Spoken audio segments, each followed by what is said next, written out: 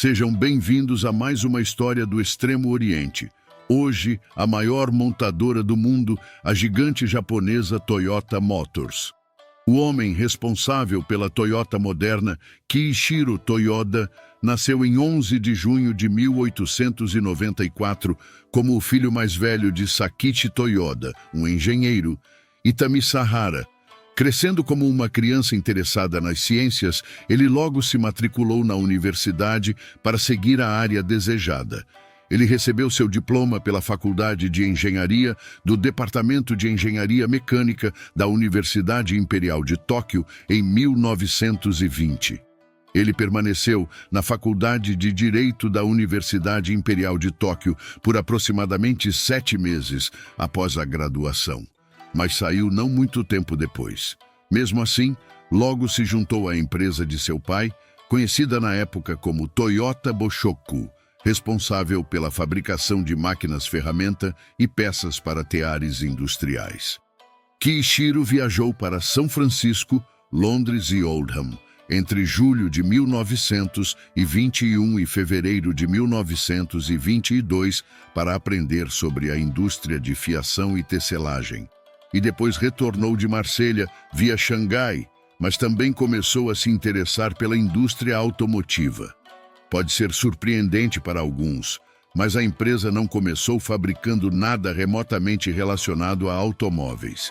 Sakichi Toyoda inventou o tear automático Toyota Modelo G em 1926, uma inovação muito bem-vinda na época no Japão, pois parava automaticamente quando ocorria algum problema. Com isso, ele constituiu a Toyota Industries Corporation Limited, da qual nomeou seu filho diretor-gerente.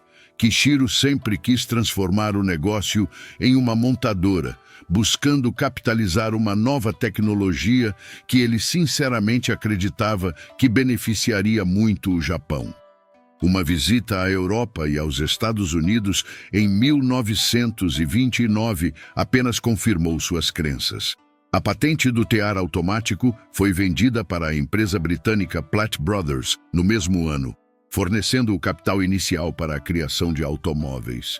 A Toyota Industries Corporation estabeleceu pela primeira vez uma divisão de fabricação de automóveis em 1933. Mais tarde, em 1936, o ato de fabricação automotiva designou-a como uma empresa licenciada. Seu primeiro veículo de produção, o sedã modelo AA, foi revelado em 1936 e foi fortemente influenciado pelo Chrysler DeSoto Airflow. Ele aderiu às convenções automotivas predominantes da época em seu design. No ano seguinte, em 1937, tornou-se independente como Toyota Motor Corporation e, no mesmo ano, Kiichiro tornou-se vice-presidente. Novos designers estavam sendo considerados, mas como o Teatro do Pacífico da Segunda Guerra Mundial estava em seu auge, a família Toyota seria impactada tanto no fronte doméstico quanto no profissional. Repercussões civis atrasariam a educação de seus filhos, e sua empresa seria forçada a produzir caminhões para o exército imperial japonês. Apesar do fato de que a produção completa de carros de passageiros não era permitida no Japão até 1949, um pequeno número de carros foi capaz de ser construído a partir de 1947. Um desses carros foi o Toyota SA, que tornou sua perseverança válida quando o GHK anunciou que a produção comercial autorizada de veículos para o público em geral começaria em breve. O trabalho de design começou no final de 1945. Em janeiro de 1947, o carro foi lançado com uma recepção morna e vendas. Isso foi o suficiente para fazer a Toyota avançar, mas não por muito tempo. As montadoras japonesas foram autorizadas a retomar a fabricação de carros de passageiros, mas, ao mesmo tempo, um novo programa para estabilizar a economia e reduzir a inflação causou uma grave escassez de dinheiro no setor automotivo, levando muitos proprietários de caminhões a inadimplirem seus empréstimos. No final, a empresa foi salva pelo Banco do Japão, o banco central do país. A Toyota emergiu de sua crise financeira no início dos anos 1950 como um negócio menor, fechando fábricas e demitindo funcionários. A Guerra da Coreia começou por volta da mesma época, e devido à sua proximidade com as linhas de frente, o Exército dos Estados Unidos encomendou 1.000 caminhões da Toyota. A encomenda ajudou a melhorar significativamente o desempenho operacional da empresa em dificuldades. Executivos da empresa viajaram para os Estados Unidos em 1950, incluindo o primo de Kiichiro, Eiji Toyoda, para treinamento na Ford Motor Company e para observar as operações de inúmeros fabricantes americanos. O Toyota Way, uma filosofia de gestão, e o Toyota Production System, uma técnica de fabricação enxuta que tornaria a empresa uma líder na indústria de manufatura, nasceram do conhecimento que eles aprenderam durante a viagem e do que a empresa aprendeu sobre a fabricação de teares. O Toyota Crown, o primeiro veículo de passageiros completo da Toyota, estava em desenvolvimento desde janeiro de 1952. Antes do Crown, a Toyota terceirizava o design e a produção de carrocerias de automóveis, que eram montadas em chassis de caminhões fabricados pela Toyota. A tarefa foi um teste significativo para a Toyota, pois exigia que a empresa criasse carrocerias e desenvolvesse um novo chassi que fosse confortável e, ao mesmo tempo, capaz de suportar as estradas não pavimentadas e lentas que eram comuns no Japão na época. Kiichiro Toyoda faleceu em 1952, infelizmente antes de ver o Crown chegar às lojas. Eiji Toyoda assumiu o comando e, após algum tempo concentrando o desenvolvimento, o Crown foi lançado para vendas em 1955. O carro recebeu críticas favoráveis de todo o mundo. E os belos veículos de alta gama da Toyota de hoje ainda ostentam o nome Crown. Após o lançamento do Crown, a Toyota cresceu agressivamente seu negócio de exportação. Em novembro de 1955, a Toyota começou a enviar kits desmontados do Land Cruiser para a América Latina. Em 1956, como parte das reparações de guerra do governo japonês, a empresa enviou Land Cruisers completos para as Filipinas e para Burma, agora Myanmar. Em junho de 1957, a Toyota abriu uma filial na Tailândia. Em agosto de 1957, a empresa enviou Land Cruisers para a Austrália. A primeira instalação de produção da Toyota fora do Japão foi estabelecida no Brasil em 1958. O Land Cruiser, é claro, dispensa apresentações, pois detém a honra de ser o SUV mais popular de todos os tempos. A economia japonesa experimentou um boom no início dos anos 1960, que é quando se diz que ocorreu o milagre econômico japonês. À medida que a economia se expandia, também aumentava a renda média das pessoas, e elas agora podiam comprar um carro. A Toyota e outras montadoras começaram a oferecer carros econômicos baratos, como o Toyota Corolla, ao mesmo tempo em que o governo japonês investia pesadamente na melhoria da infraestrutura rodoviária. Este é um nome que se tornou familiar em todo o mundo, oferecendo a muitas pessoas sua primeira oportunidade de ter um carro. O mercado automotivo japonês começou a se abrir ligeiramente para as montadoras estrangeiras nos anos 1960. A Toyota investiu em outras montadoras japonesas em um esforço para apoiar a indústria automotiva do país antes da abertura do mercado. Entre os investimentos estava uma participação na Hino Motors, uma produtora de caminhões comerciais substanciais, ônibus e motores a diesel, bem como uma participação de 16,8% na Daihatsu, uma produtora de carros Kei, os menores carros de passageiros legais nas estradas oferecidos no Japão. Isso marcaria o início do que se tornaria uma aliança duradoura entre as duas empresas. Eiji Toyoda renunciou ao cargo de presidente em 1981 e recebeu o título de presidente do conselho. O filho do fundador da empresa, Soichiro Toyoda, assumiu como presidente após ele. Soichiro começou a combinar as organizações de produção e vendas da Toyota dentro de alguns meses, e a empresa resultante tornou-se a Toyota Motor Corporation em 1982.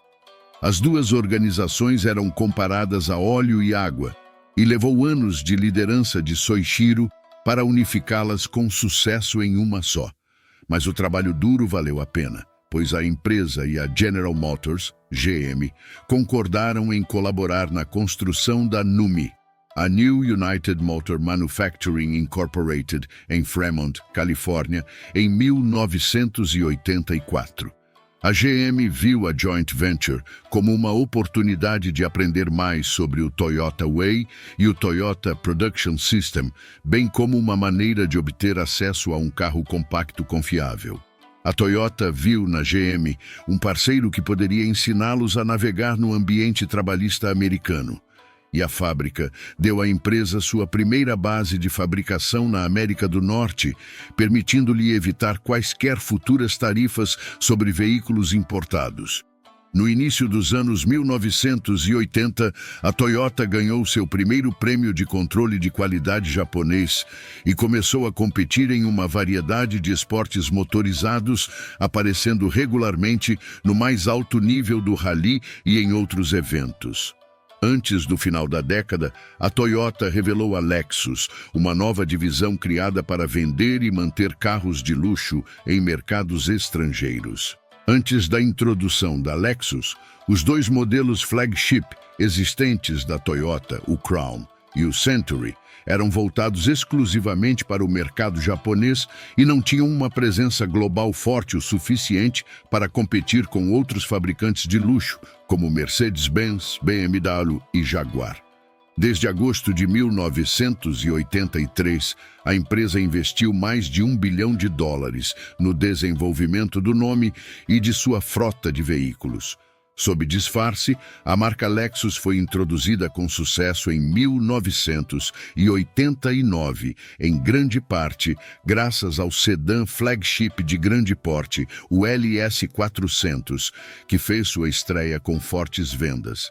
Nos anos 1990, a Toyota começou a diversificar sua linha de produção, que anteriormente consistia principalmente em carros compactos, adicionando uma variedade de veículos maiores e mais luxuosos, como uma caminhonete de grande porte chamada T100, várias linhas de SUVs e uma versão mais esportiva do Camry, chamada Camry Solara. Durante esse tempo, eles também introduziriam versões atualizadas de seus carros esportivos, incluindo o MR2, o Celica e o Supra. O trio de carros esportivos da Toyota se tornaria alguns dos carros esportivos mais reconhecíveis da história. Não só os motoristas adoravam esses carros por serem capazes de proporcionar uma experiência de condução emocionante a um preço acessível, mas eles também influenciaram a cultura dos entusiastas de carros, gerando filmes como Velozes e Furiosos e jogos como Need for Speed Underground, que os imortalizariam como criações sagradas. O primeiro veículo híbrido elétrico gasolina produzido em massa, o Toyota Prius, fez sua estreia em dezembro de 1997. Nos primeiros 2 anos, o veículo seria produzido apenas para o mercado japonês antes de ser exportado globalmente. A empresa mudou sua linguagem de design estético para os anos 2000 e começou a competir na Fórmula 1 em 2002. Apesar de muitos consumidores desaprovarem as decisões de design feitas para esses carros, a Toyota os fez extremamente duráveis e as vendas continuaram a crescer como resultado. Na lista das principais empresas do mundo da Forbes em 2005, a Toyota ficou em 517. 2 anos depois, em 2007, a Toyota atualizou sua caminhonete de grande porte, A Tundra, que foi construída em duas fábricas americanas, uma no Texas e outra em Indiana. 2 anos antes, em 2005, o Toyota Camry, de 2007, foi nomeado Carro do Ano pela Motor Trend. Além disso, a empresa começou a construção de 2 novas fábricas, uma em Woodstock, Ontário, Canadá, e a outra em Blue Springs, Estados Unidos. A empresa não estava completamente segura, no entanto. A Toyota foi adversamente afetada pela crise financeira global de 2008, como resultado de ser forçada a prever sua primeira perda anual em 70 anos em dezembro de 2008. Para diminuir a produção e os estoques de veículos não vendidos, a empresa anunciou em janeiro de 2009 que todas as suas fábricas japonesas seriam fechadas por 11 dias. A Toyota recalizou milhões de veículos entre 2009 e 2011, em resposta a relatos de que vários motoristas haviam experimentado aceleração inesperada. O objetivo desses recalls era impedir que um tapete no lado do motorista dianteiro deslizasse para o poço do pedal, prendendo os pedais, bem como corrigir qualquer potencial de travamento mecânico do pedal do acelerador. A empresa foi processada por lesões pessoais e mortes indevidas, pagou US$1 bilhão americanos para resolver uma ação coletiva para compensar os proprietários pela perda de valor de revenda e pagou US$1,2 bilhão americanos como penalidade criminal ao governo dos Estados Unidos por alegações de que havia ocultado intencionalmente informações sobre defeitos de segurança e feito declarações enganosas. Pelo menos 37 pessoas foram mortas em acidentes supostamente causados por aceleração não intencional. Desde 1999, um membro da família Toyota não estava no comando. Tatsuaki Watanabe renunciou ao cargo de presidente da empresa em meio ao escândalo de aceleração não intencional em 23 de junho de 2009. Ele foi substituído por Akio Toyoda, neto do fundador da empresa, Kiichiro Toyoda. Desde que ingressou na Toyota em 1984, Akio ocupou cargos na produção, marketing e desenvolvimento de produtos. Em 2000, ele foi eleito para o conselho de diretores. No entanto, em breve a Toyota e uma parte considerável da indústria automotiva japonesa experimentariam uma série de desastres naturais em 2011. A base de fornecedores foi severamente prejudicada pelo terremoto e tsunami de Tohoku de 2011, o que também causou um declínio na produção e nas exportações. As montadoras japonesas que escolheram a Tailândia como base de produção foram impactadas pelas severas inundações que ocorreram durante a temporada de monções de 2011 na Tailândia. Segundo estimativas, a Toyota perdeu 240 mil unidades de produção devido às inundações e 150 mil unidades devido ao tsunami. Nenhuma das adversidades estava destinada a ser permanente. No entanto, pois a montadora vendeu 5 milhões e 100 mil veículos nos 6 meses, que terminaram em 30 de junho de 2014. Um aumento de 3,8% em relação ao mesmo período em 2013. Isso resultou na montadora superando por pouco as vendas globais pela primeira metade de 2014. A Volkswagen AG ficou logo atrás, com vendas de 5 milhões e 70 mil automóveis. A Toyota conseguiu investir no desenvolvimento de powertrains híbridos e, eventualmente, veículos elétricos graças aos lucros adicionais, embora seus esforços tenham ficado aquém dos da Tesla. No entanto, isso não duraria muito. Em agosto de 2016, as empresas adquiriram todos os ativos remanescentes da Daihatsu, transformando o fabricante de carros pequenos em uma subsidiária totalmente controlada pela Toyota e permitindo que eles entrassem em mais segmentos do mercado doméstico japonês, incluindo o carro Kei. Durante esse tempo, as iterações redesenhadas de seus famosos nomes antigos, como o Corolla, Crown, Prius e Camry, continuaram a impressionar os clientes. Eles também investiram pesadamente em pesquisa de células de combustível de hidrogênio para produzir o Mirai, permanecendo firmes quando todos os outros estavam prontos para descartá-lo como uma tecnologia inútil.